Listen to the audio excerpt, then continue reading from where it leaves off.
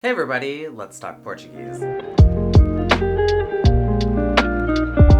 today's video, we're going to be talking about that article in Diário de Notícias. But before we get into today's video, if you have been enjoying the videos that I make on my channel and you'd like to continue the discussion about linguistics, Portuguese, culture, and plenty of other topics, you can do so on my Discord. Discord is a place where you can chat with other people who share common interests, and I have a Discord set up for this channel, which you can find the invite link to in the description of my videos as well as directly on my channel. So if you're already a Discord user and you're looking for new servers to join, or you're new to Discord but you'd like to chat with other people with similar interests, I strongly recommend that you come join us on the Discord. Also, I'm doing lives once or twice a month, so if you have questions for me about Portuguese, linguistics, cultural things, or what have you, that's the best place to get those questions answered. I do them in English and Portuguese, so if you've ever been curious about what I sound like in Portuguese, that's the best time to hear me speak it. So, let's get on to the video. So, in today's video, we're going to be talking about that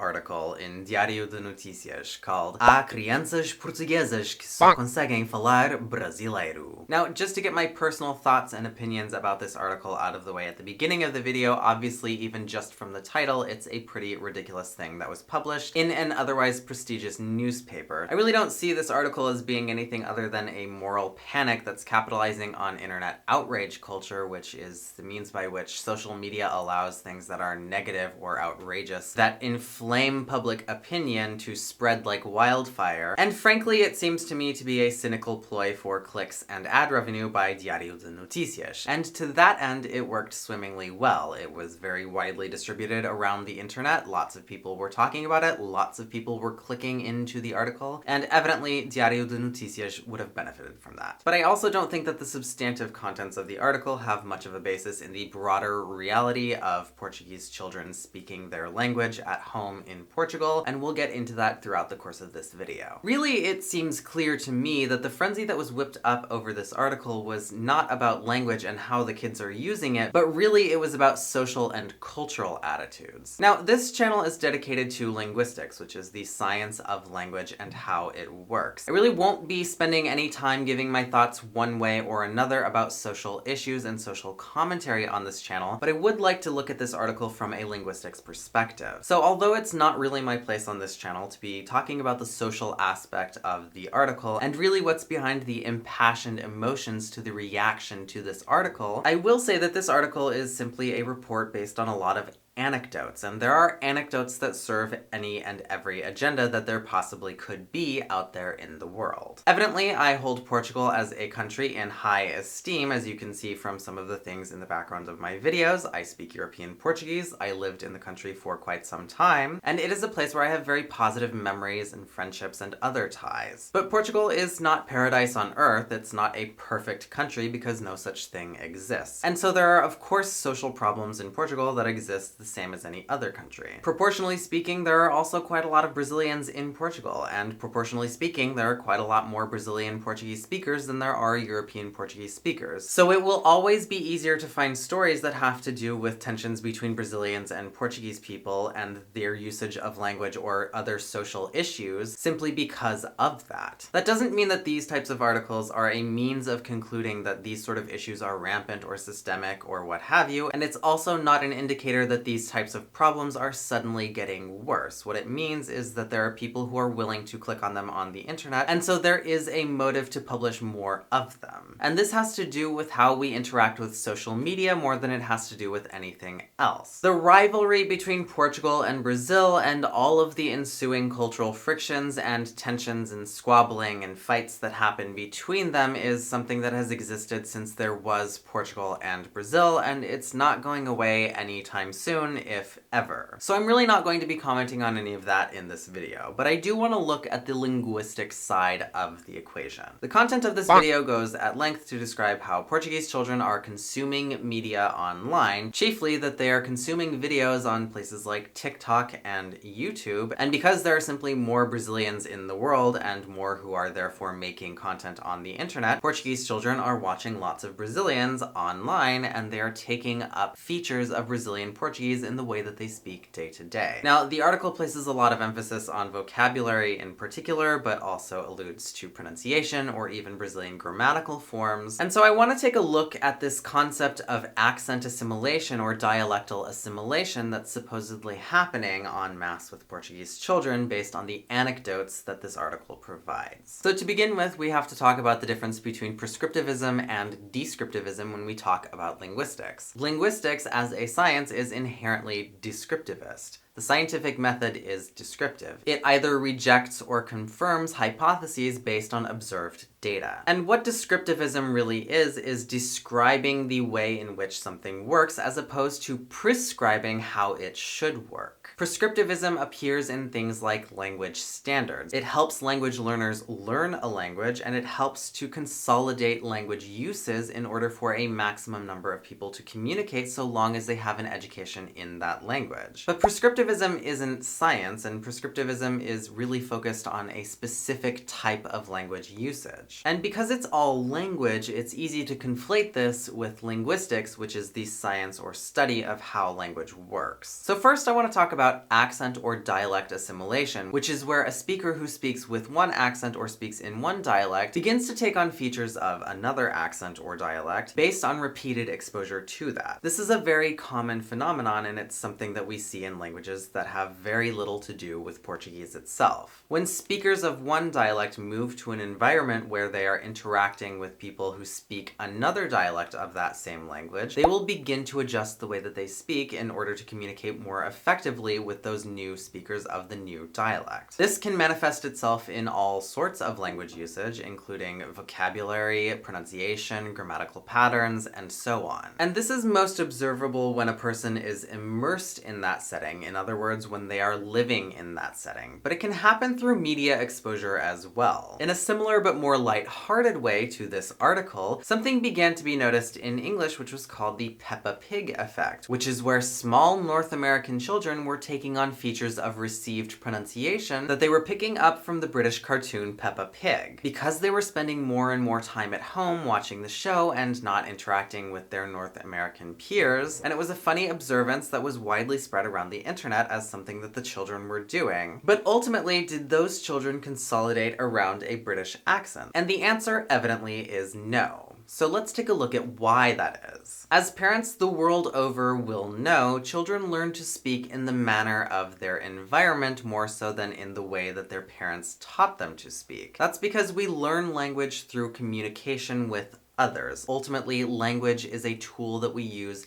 in order to communicate. And so, especially during the critical period of acquisition, children adapt to new accents and new dialects and even new languages very quickly and assimilate the features of those dialects and languages very quickly. That means that a child's accent isn't really fixed in a language until they're starting to come out of the critical period for language acquisition, and that's usually considered to be around adolescence. So basically, the dialect that a child is most consistently exposed to and interacting with their peer environment as well as other people around them in their life is going to be the accent that they speak with in that language as an adult. The reason Canadian and American children did not suddenly start speaking and consolidating into a newfound British-style accent is because ultimately their peer groups, as well as the other people from other generations around them, were not British. It is very difficult without extensive dedicated training to acquire an accent from a place other than the one in which you reside. It's also true that any language that has a wide gap between dialects, whether that be geographically or in terms of numbers of speakers, will face an outsized influence from one dialect over the other. Now, in the case of Portuguese, obviously what that means is that the weight of Brazilian Portuguese is a lot heavier than that of European Portuguese because there are simply more Brazilian speakers and there is simply more in the way of Brazilian media. But this is also true of other languages around the world, including English. But despite that outsized influence in media, ultimately the most important factor for determining which dialect a child will learn is which dialectal context they find themselves in as they're growing up. So in the case of this article, are Portuguese children really acquiring Brazilian Portuguese and then changing their home dialect as a result of that? The answer very clearly is no, although the article does a very good job of cherry-picking anecdotal examples of children who spent a lot of time online and took on quite a lot of vocabulary or changed certain aspects of their pronunciation, which is a thing that children do. Every generation of speakers of a language is a little bit different, and that is one of the main ways that language changes over time. As new speakers come up and communicate amongst themselves, they find new and innovative ways of expressing the things that they need to communicate. The best example of this is, of course, slang, and how it's always the children who seem to be leading the way in coming up with new slang words. We can take this by extension to influences outside of their home dialectal environment. And that could be from an external language, such as English, as is very common, and I have done a video about before, or from other dialects in the language itself, as is talked about in this article. Now, all of this is fine and well, but of course, if somebody starts talking suddenly with lots and lots of new vocabulary, replacing old words that people are already using, or using different grammatical structures that people are already familiar with, or even changing the way that they pronounce words compared to what they're already used to, it's going to sound artificial and it will come off strangely and will be a barrier to communication in the home dialectal environment. What that means is that if people from one place start suddenly talking like people from another place, it will usually sound a little bit forced and artificial. And that's no less true in the case of Portuguese children emulating Brazilians. After all, Portuguese children are still Portuguese, and the people that they're interacting with day in and day out are mostly Portuguese in the Portuguese language. But some influences inevitably do stick, and that's how we get things like loanwords in languages. Loanwords can come not just from other languages, but they can come from other dialects, and eventually you can have a little bit of a mixture between dialects of the same language. So even if Portuguese children were sitting at home talking en masse like Brazilians all of a sudden, they're not going to be talking like somebody from São Paulo just because they're not in São Paulo, but they might adopt some words from there because they started using them or they've heard them quite a lot in the media. This is just a normal part of language change. We also have a lot of English words in Portuguese, and it comes from the same kinds of behaviors. As a matter of fact, you can observe that the hand-wringing that has been happening over Portuguese children being more Brazilian is almost exactly the same as the hand-wringing over the use of too much English in Portuguese. Ultimately, these phenomena are pretty much the same thing. The only thing that differs between them is what the external source of influence is. But there's one other aspect about this article that I wanted to talk a little bit about because it was the subject of a lot of debate on the internet as this article was being shared widely. And what that is the tension between Brazilians and Portuguese people over the expression brasileiro in the title. In Portugal, it's fairly common to refer to the major dialects of well-known languages by their regional adjective. The implication is already that they're talking about inglês americano or português brasileiro. Now, of course, this does spill over into cultural attitudes and frictions between Portuguese people and Brazilians. And part of the reason for that is that when Brazilians hear Portuguese people referring to Brazilian Portuguese as brasileiro instead of português, it can come across as a delegitimization of the variety of Portuguese that they speak. And though I'm sure there are plenty of Portuguese people out there who do use it in that sort of a way, it is also just a common turn of phrase that doesn't necessarily have that value judgment in Portugal. Ultimately, amidst all of this, my final thoughts on the article, with all of the concerns and perspectives that have been raised around it, are that if we really want to focus on language and how it's being used, it's important to take a step back from value judgments of good or bad and instead think about why people are choosing to communicate in any given way. When we stop to analyze how communication itself works and why new generations are taking up certain aspects of speech and which ones of those are staying in their speech over time as opposed to being simple fads that will die out fairly quickly, I think we have a much more interesting scenario and framework to think about language and its uses. It's not that there's anything inherently good or bad about a Portuguese person speaking in a more Brazilian way or vice versa. What we really have is an interesting element of communication at play and uses of language that meet certain necessities. We should be thinking more about what those necessities are and why instead of whether or not they're good or bad. So that's all I've got for today's video. I hope you enjoyed it. If you did, if you learned something or otherwise found it interesting, leave me a thumbs up down below. Don't forget to subscribe to my channel if you're not already. I make lots of videos about the Portuguese language, which you can find directly on my channel or in the eye above, and I will see you next time.